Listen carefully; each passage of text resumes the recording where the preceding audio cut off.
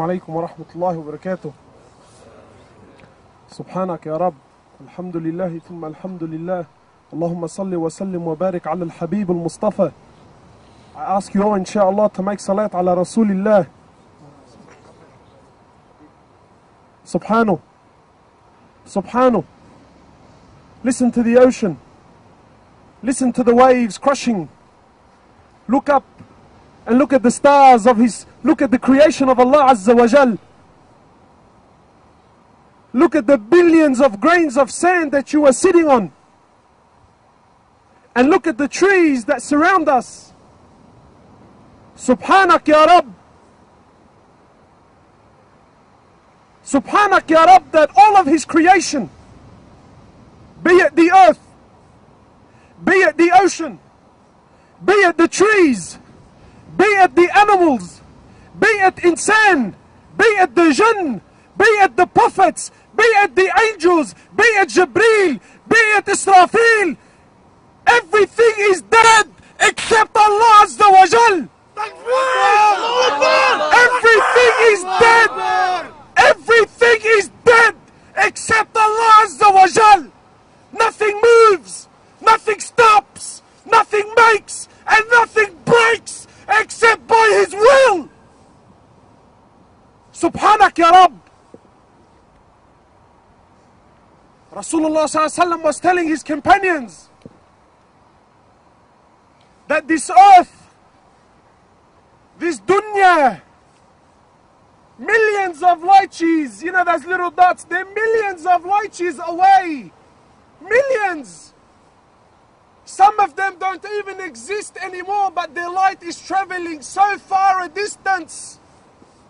It could have died 1,000,000 years ago and you will continue to see its light. That's how far away it is.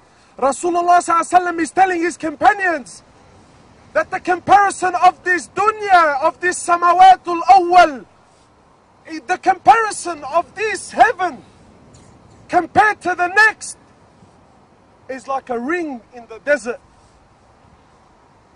And that the second to the third is like a ring in the desert. And that the third to the fourth is like a ring in a desert. And that the fifth to the sixth is like a ring in the desert. And that the seventh, that the sixth to the seventh is like a ring in a desert. And that the seventh to the throne of Allah Azza wa Jal is like a ring in a desert. Subhanak ya Rabb. Subhanak ya Rabb. Rasulullah ﷺ told his companions, I see what you don't see, and I hear what you don't hear. Verily the heavens have squeaked, they're creaking, overloaded. He says there isn't room for 4 fingers. There isn't room for 4 fingers. Except there is an angel in prostration to Allah. Except there is an angel in prostration to Allah. Subhanak ya Rabb. Is Allah not perfect? Is Allah not perfect? Everything He does is perfect. His creation is perfect. His Nabi is perfect. His deen is perfect. His rahmah is perfect. And my brothers, His punishment is perfect. On the day of judgment, when all of man, from Adam to the last of them, will stand in front of Allah Azza wa Jal, and all of the jinn, they will stand in front of Allah Azza wa Jal on a day that is 50,000 years long. And the sun will be a mile. The one who narrates the hadith says, by Allah, I didn't understand what Rasulullah ﷺ meant. Did he mean a mile, meaning the stick the Arabs used to use to put kahla? They used to call this a meal.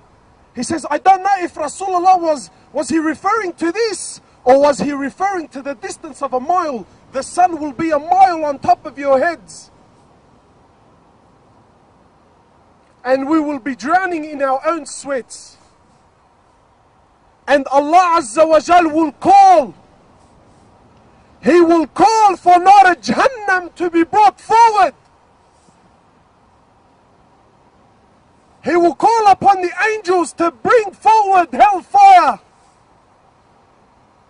Picture this. Picture this. 70,000 ropes.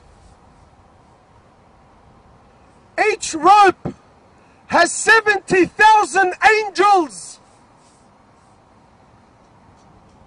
That's 4.9 billion.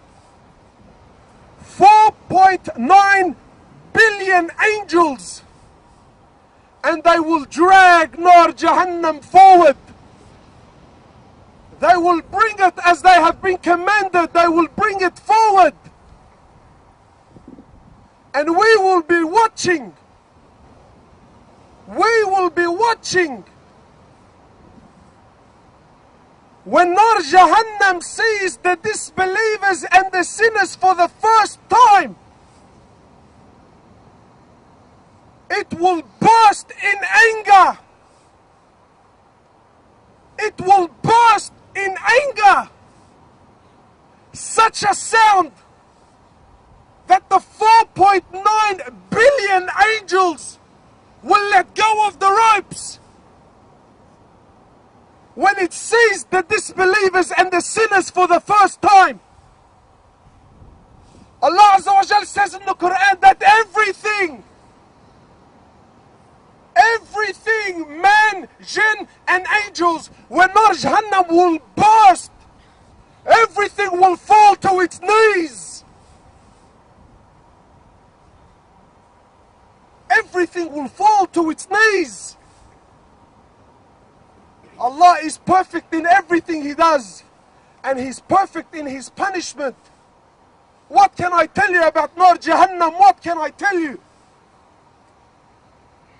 Rasulullah ﷺ was sitting with his companions and they heard a sound. He says to them, "Did you hear that?"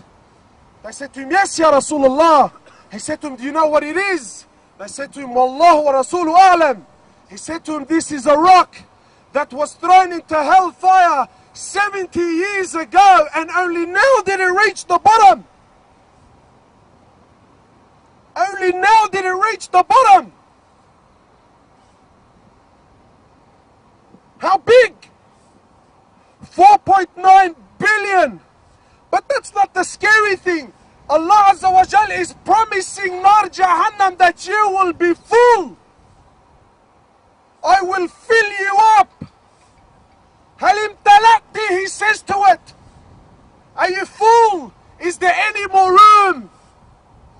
And it says to him, Hal min mazid, bring it on. Is there any more? Is there any more? This is what I was designed for. This is what I was created for. Bring them on. Is there any more?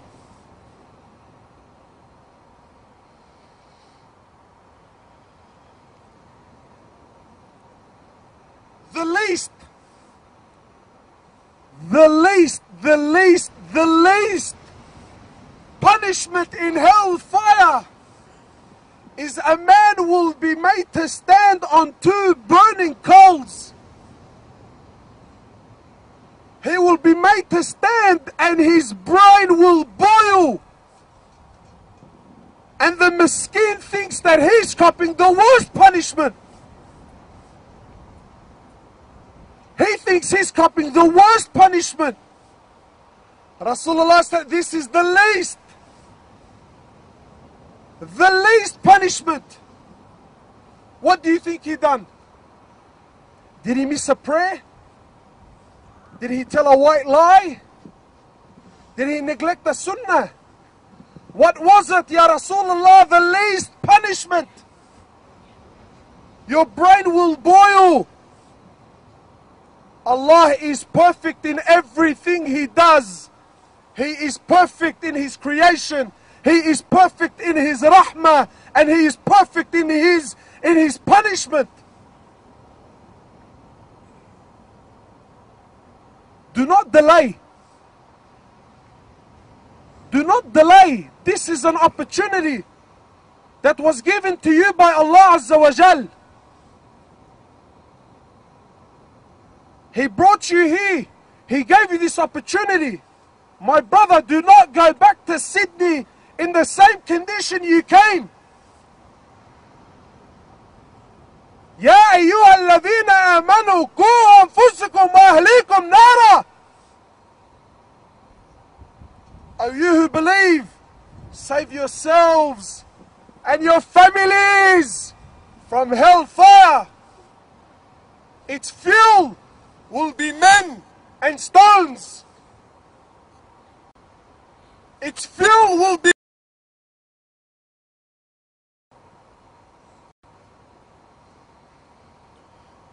do not delay. This is the time. May Allah subhanahu wa ta'ala have mercy upon us all and forgive us all. Inshallah, Ameen. Ameen. Jazakallah khairan. Allahu Akbar.